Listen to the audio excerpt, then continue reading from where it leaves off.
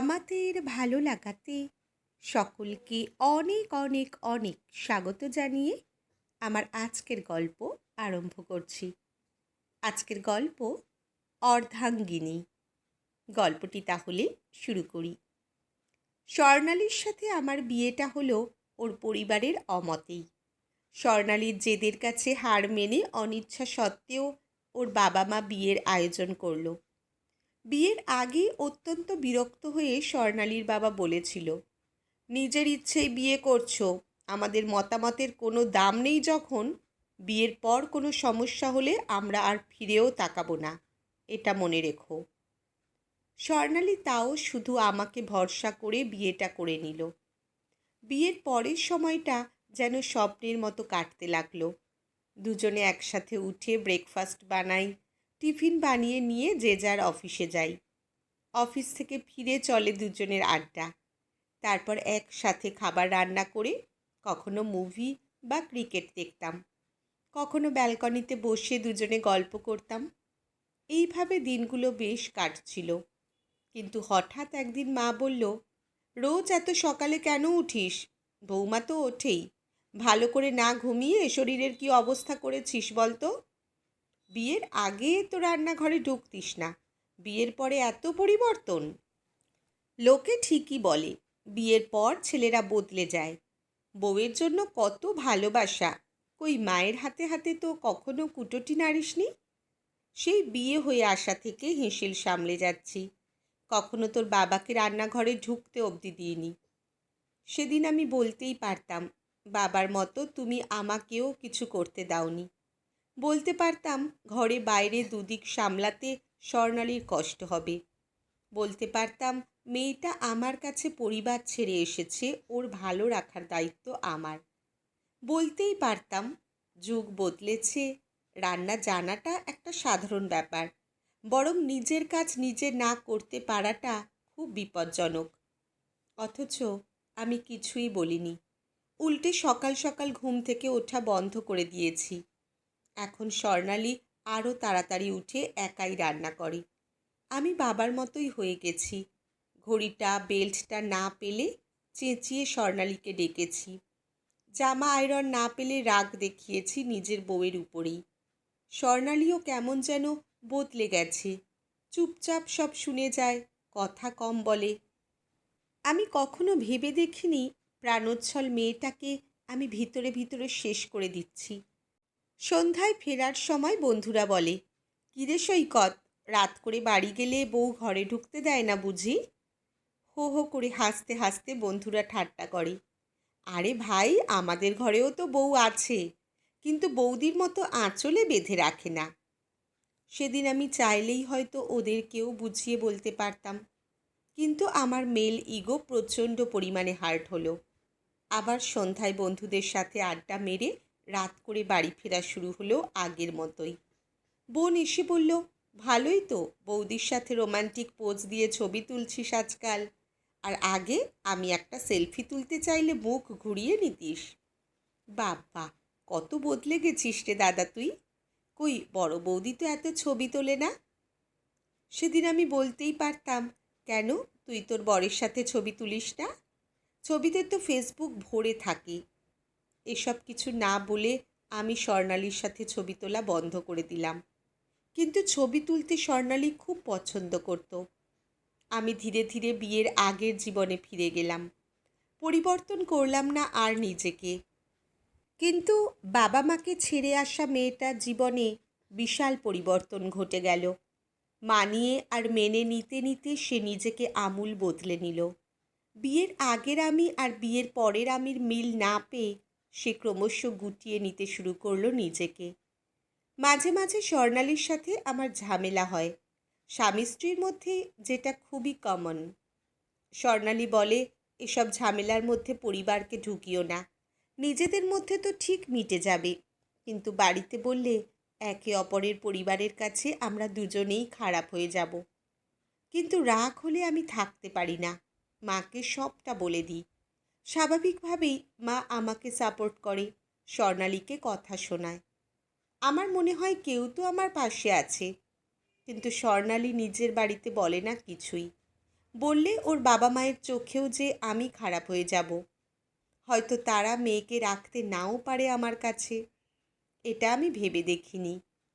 স্বর্ণালী আমাকে ভালো প্রমাণ করার জন্য বাবা মায়ের কাছে আমার তারিফ করে, আর আমি পরিবার বন্ধুবান্ধবদের নিজেদের অশান্তির কথা বলে নিজেকে হেয় করি, মানুষকে সমালোচনা করার সুযোগ করে দিই। আমি এটা বুঝি না, স্ত্রী তো অর্ধাঙ্গিনী। সে যখন আমার, তার অপমান তো আমার নিজেরও অপমান। স্বর্ণালী বোঝাতে বোঝাতে ক্লান্ত হয়ে আর কিছু বলে না আমাকে। বিয়ের 2 বছর পর আমাদের ছেলে হলো। সন্তান সম্ভবা অবস্থায়ও অফিস গেছে মেয়েটা। সে চেয়েছিল স্বাবলম্বীভাবে জীবন কাটাতে। কিন্তু আমাদের ছেলে রুদ্র হওয়ার পর যখন ও মেটারনিটি লিভ কাটিয়ে চাকরি জয়েন করার কথা বলল, মা বলল, ও চাকরি ছেড়ে দাও, ওইটুকু বাচ্চাকে সবসময় দেখবে কে? আমার বয়স হয়েছে, আমি কি আর পারি? কাজের লোকেদের উপর ভরসা হয় না এখন। মা চলে গেল কয়েক মাস করে দাদার বাড়ি আর বোনের বাড়িতে থাকার জন্য। বাধ্য হয়ে কর্পোরেট অফিসের চাকরিটা ছাড়তে হলো স্বর্ণালীকে।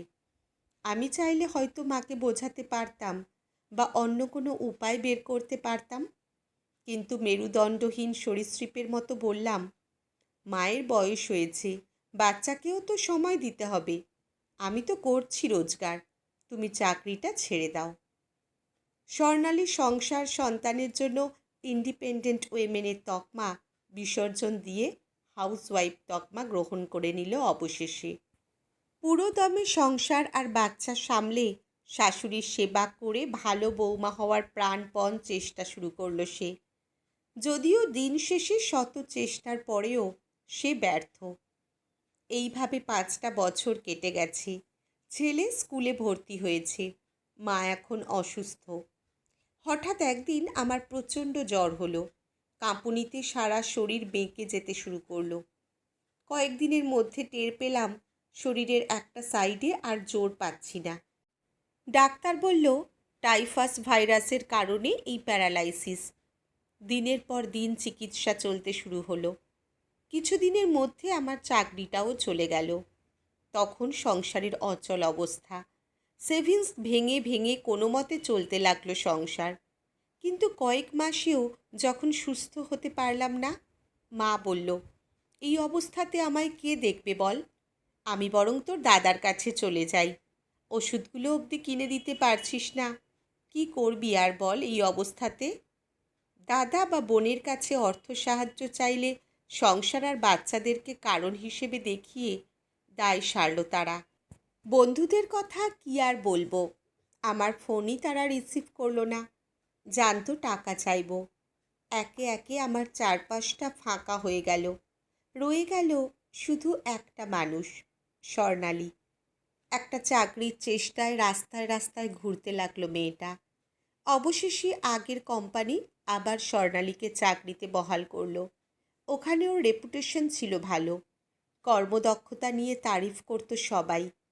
ছেলেকে বাপের বাড়ি মায়ের কাছে রেখে চাকরি শুরু করলো স্বর্ণালী। আমি আলতোভাবে কথা বলতে পারি, কিন্তু আর স্বর্ণালীর চোখে চোখ রেখে তাকাতে পারি না। সকালে স্নান করিয়ে ভাত মেখে খাইয়ে অফিস যায় স্বর্ণালী। আমার চোখ থেকে ফোঁটা ফোঁটা জল গড়িয়ে পড়ে। দিনে 2বার ফিজিওথেরাপি হয় আমার। আমি সন্ধ্যায় দরজার দিকে তাকিয়ে অপেক্ষা করি, কখন ফিরবে সে। এখন আমার ভরসা সম্বল একজন, সে আমার স্ত্রী, আমার অর্ধাঙ্গিনী। এখন ভীষণ আফসোস হয় আমার, অন্যের কথা শুনে আমি আমার নিজের মানুষকে এতগুলো বছর খারাপ রেখেছি বলে। আজ আমার বিপদের দিনে তারা আশেপাশে কোথাও নেই, যাদের জন্য নিজের ভালোবাসার মানুষের থেকে দূরত্ব বাড়িয়েছি একটু একটু করে। সন্ধ্যায় বাড়ি ফিরে টিভিতে আমার পছন্দের গান বা সিনেমা চালিয়ে দেয় স্বর্ণালী। আমি টিভির দিকে তাকাই না, কেবল ফ্যালফ্যাল করে তাকিয়ে থাকি স্বর্ণালীর দিকে। মাস 6 কাটলো, আমার খারাপ সময় কেটে গেছে। এখন আমি অনেকটা স্বাভাবিক।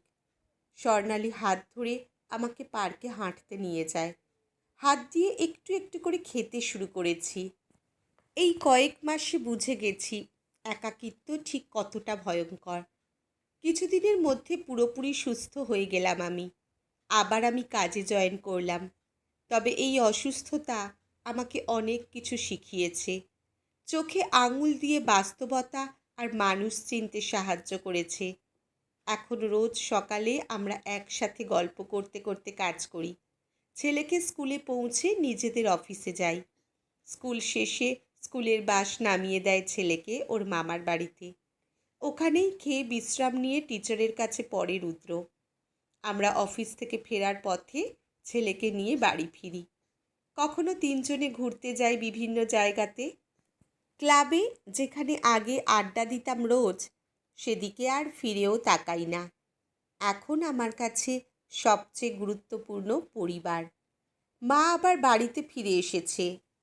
তার বক্তব্য, তার দায়িত্ব নিতে অস্বীকার করেছে বড় ছেলে।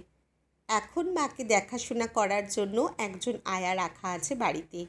সেই মাকে দেখে। রোজ রাতে খাবার মাখিয়ে যখন স্বর্ণালী মাকে খাইয়ে দেয়, কাঁদতে কাঁদতে মা বলে, আমার নিজের মেয়েও আমার জন্য এতটা করেনি। আমার মনে হয় অসুস্থ না হলে আমি হয়তো নিজের ভুলটা বুঝতেই পারতাম না। আর স্বর্ণালী নীরবে সহ্য করতে করতে একেবারে শেষ হয়ে যেত একসময়। আমার মতো এমন অনেকেই আছে যারা আজও বুঝতে পারেনি নিজেদের ভুলটা। নিজেদের অজান্তেই নিজেদের সম্পর্ককে ক্ষত বিক্ষত করে চলেছে তারা। জীবনের শেষ সময় বার্ধক্যতে বাবা মা ভাই বোন এমনকি অনেক সময় সন্তানরাও সাথে থাকে না। একে অপরের সাথে কেবল থেকে যায় স্বামী স্ত্রী। তাই জীবনের শেষ সময়ে এসে আফসোস করার চেয়ে বিবাহিত জীবন শুরু করার সময় থেকেই নিজেদের সচেতন থাকতে হবে ও সম্পর্কের ব্যাপারে যত্নশীল হতে হবে। তবেই গোটা জীবনটা সুন্দর কাটবে। কারণ দিন শেষে নিজেদের ভালো থাকাটাই আসল। আজকের গল্প এখানেই সমাপ্ত। কলমে শ্রাবন্তী মিস্ত্রি, পাঠে জয়তী। ধন্যবাদ।